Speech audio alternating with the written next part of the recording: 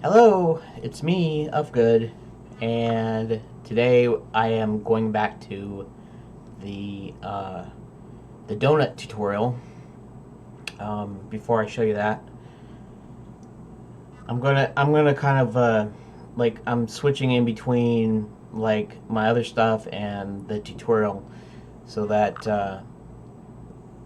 you can still see some progress toward the game a little bit.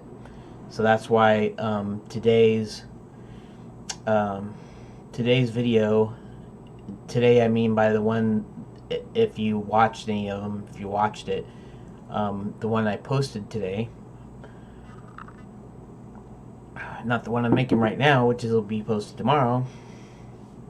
Um, where I was working on the throne room, and I still plan to do that. In fact, tomorrow's one. Well, the day after tomorrow for you. To me, it's tomorrow. I know, complicated.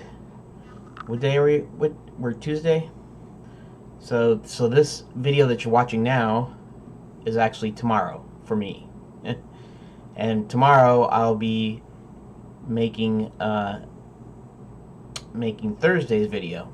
Anyways, so I'm gonna be switching back and forth, and when I get back to the throne room, I'm going to do like what I saw in the one tutorial, which means I'm going to create I'm going to put the blend file for the throne room into the Unity folder. I'm going to bring it into my project. I'm going to bring it back and create it as a prefab, and then I'm going to bring the prefab back into the scene, and hopefully be able to delete um, the original one that I brought into the scene, because now I'm working off of the prefab one. I think that's how it will work. Anyways, we'll see. And all I did today mostly was to add an actual texture. I actually did some texture painting, which is um, Andrew Price's Blender Guru's beginner's tutorial. It's level 2. Today was part 3, I believe, and that concerned texture painting. So that was pretty kind of cool and new and neat. So without further ado, let me shrink myself to this tiny size, all the way down here. Okay, I'm supposed to be looking up towards the, whoop, wrong way. This way is right. Look it up there.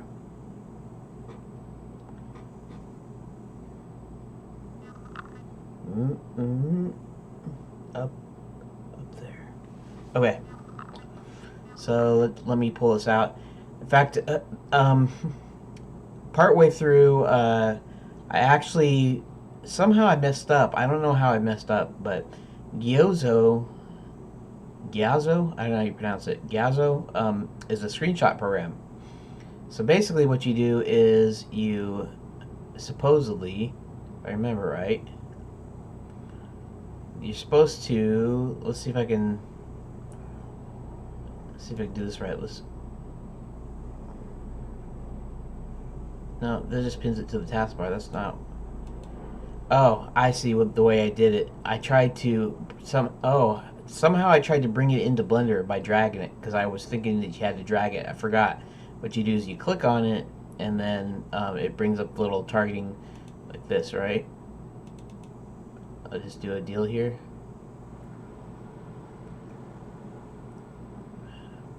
Oh, how to use it? Capture, click, and hold. Launch the app, then click and hold to select the area you want to capture, then release and click it and upload a copy of the link for you. Just share, paste anywhere, and yeah. Control Shift C, Control Shift G, Control Shift F. I gotta be careful when I'm doing that, but if I do something like this, it actually automatically, here I'll show you. It uploads. See, it uploaded a piece of that to like a website, and shoot, I might even have an account here.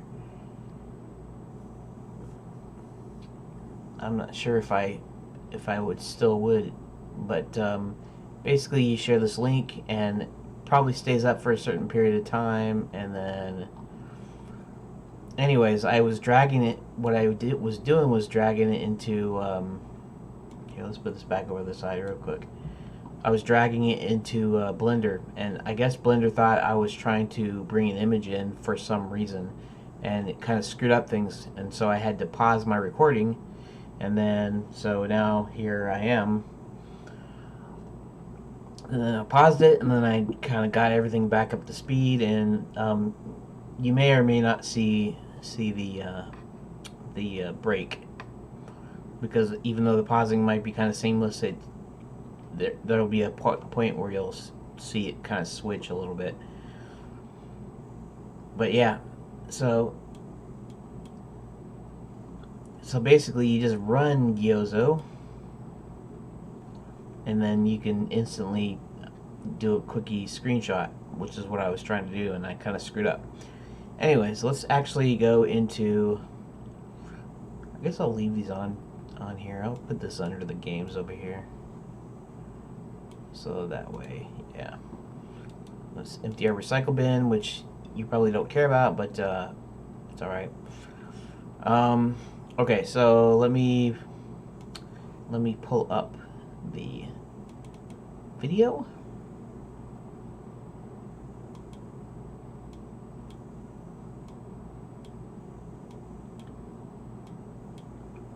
This is 1080p, but I'm just gonna go ahead and kind of leave it in a window unless I want to show something a little bit, because yeah, because it gets kind of confusing. I don't know, I guess I'll go ahead and do this. And so this is only an hour. That's because like at least an hour was it was at least an hour was cut out, because I was trying to figure out how to do all this stuff. So anyways, let's go ahead and pull this up to here. And there's a weird thing about the light. I mean, I had light on it before, so it should have been fine, but maybe it had to do with where I positioned it. Maybe I repositioned it where it was too dark. Anyways, just decided to reposition there. And then of course,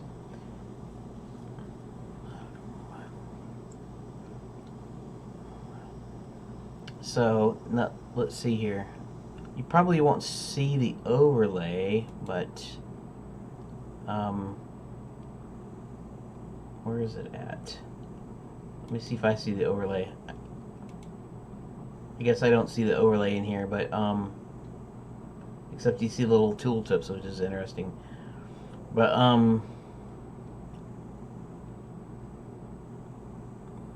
I forget why I was doing this. Anyways, so you go into texture mode, right? And Andrew Price explained that purple means that there's a texture assigned to it. And so even if it has a material, it doesn't have any actual texture assigned to it, which is weird. Anyways, so what we do here is, maybe I should back that up a little bit so you can see what it is we're doing here. We're going into the shading tab, and then we're adding an image texture. And supposedly, I guess, I don't guess it always does it, but maybe it just does it for its pre-made shapes. But supposedly Blender unwraps your model. And if you don't really know what unwrapping is, basically your texture is a rectangular image, and of course your objects aren't always going to be rectangular. Like this is a torus, just a donut shape, right? So, or a sphere, or cube, or whatever. And so basically you want to essentially unwrap the surfaces, which means that it lays out all the polygons out flat, right? And so that way when you paint on it, it just makes it kind of easier to paint. But so So basically, when you create a texture, you either paint on the object with some sort of texture painter program. In this case, it's actually in Blender itself. It has its own texture painter, or some other program, and you're actually drawing on this texture image, and wherever it draws on the model, it actually puts onto the texture in this one in the corner. So we have to create an image texture here, and then see, now we can draw on it. So the black is just assigned a black texture, which is its blank texture, I guess. And so what else am I doing here? Oh yeah, I'm just trying to, that's just for the key presses and stuff. But so I'm saving this texture image, and like I said, later on I have to change it a little bit. Let's actually speed this up here so we're not too much longer in the game. Hopefully I can keep up with myself. Okay, so basically we're just painting with a paint tool, the paint color tool, out of the color I chose. And then now we're building up now we're building up the color here. And of course that's just pretty much a static, like from your mouse, it's pretty much a solid static color that you're painting on there. And so what we do is we create a texture mask for the you create a texture mask for the texture, so that when you paint with whatever color it paints, you can either do images like this says the noise basis is Blender original. Really that should say no, the type is up here. I'm sorry, this is noise basis is different. You can actually set that to random. In fact, I do a little bit later. But this here is it's set to clouds, which is basically some sort of random noise, size, depth, all that kind of interesting stuff. And so I was in the middle of that when I was trying to do the thing. So you can, in fact, you probably can see here where the mistake I made because of what I did here. Actually, I'm gonna bump it a little bit. I think I was talking or something. I forget. I'm not sure if this is the new or the old. It doesn't really matter that well. I guess it's not. Anyways, so I'm painting. I'm also painting some extra with overlay there, and you also notice that the hard edge there is a seam between the ends of the texture, and so that's why sometimes you want to just paint it on the texture itself. And Andrew Price commented about how the donut actually kind of looked like a bagel, and he's actually kind of right. It actually looks like a bagel. It's too smooth, really. But I think the donut is going to have some changes later when we mess with the materials more procedural and kind of disrupt some of that. But so yeah, that's really the donut texture there.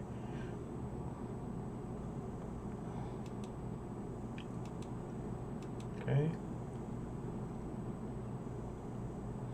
Now, what he didn't do is what I did is I added there's a little crease in there that seems to be in a lot of donuts, and I guess there's some sort of collapse when a donut's flipped over, right? Because that's where that white part is it's undercooked or not quite as cooked as the outside, and so it has a center dealy. But they also have this crease in there. And I'm guessing it's just because, I don't know, somehow it collapsed or something, and so it makes this crease. Anyway, so there's my donut. There's my crease. And then actually, I went ahead and, so go ahead and redo the denoise. In fact, the whole thing about the black denoising part is somehow something corrupted it to where the node was messed up. It was somehow got unlinked or something weird. And okay, and so now now here I'm trying to do a little bit of an inner, the crease on the inner part of the donut, which I didn't really address before. So I decided I was going to go ahead and do that, and it's, I don't know, it doesn't look that great, but at the same time, if you, other than me telling you, if you didn't know it, it would kind of look kind of normal. You wouldn't like wonder what it was. I mean, it might not look that great to you even, but you wouldn't really know what it was. It would just look kind of like what it's supposed to be. So, anyways, that's kind of cool. I learned how to texture paint a little bit, and I didn't actually learn about unwrapping, although I know what unwrapping is just because of, I've been looking at tutorials and different things, and when you're making your textures, you need to unwrap them essentially, and then because the way it goes, way certain things go on. Anyways, so yeah, there's pretty much my finished donut right there. And I don't know. When I was messing with the compositing node, of course, that was in Blender 2.81 because the denoiser's in there. It's not in 2.80. So so I basically just did that real quick, and I re-rendered it with the noise and with the lower samples, and it renders quite fast, and the denoiser is quite good. And so yeah, so that's really about it.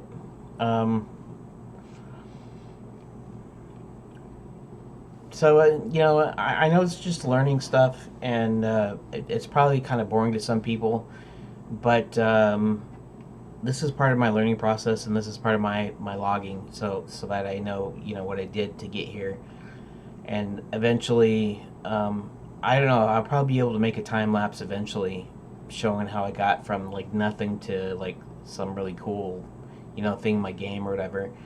Like you'll see the whole game, and you'll just see kind of how it started, and I'll have all this material to be able to make the whole time lapse kind of journey, kind of edited video thing together.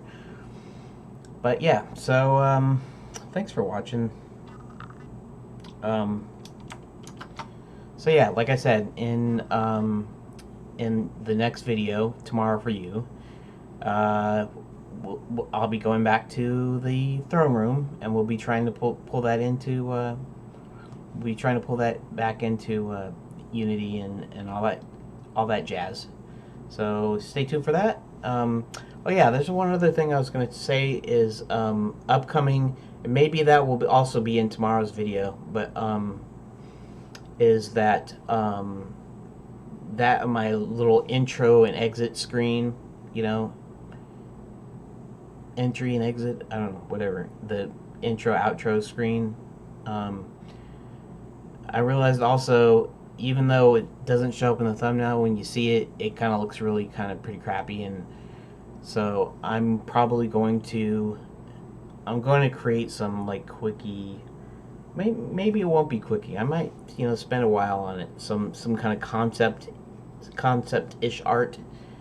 In fact, I'm planning on creating thumbnails that aren't so much about what's in it anymore, but just some general thumbnails of different aspects of the game, like to be able to relay to somebody looking at it.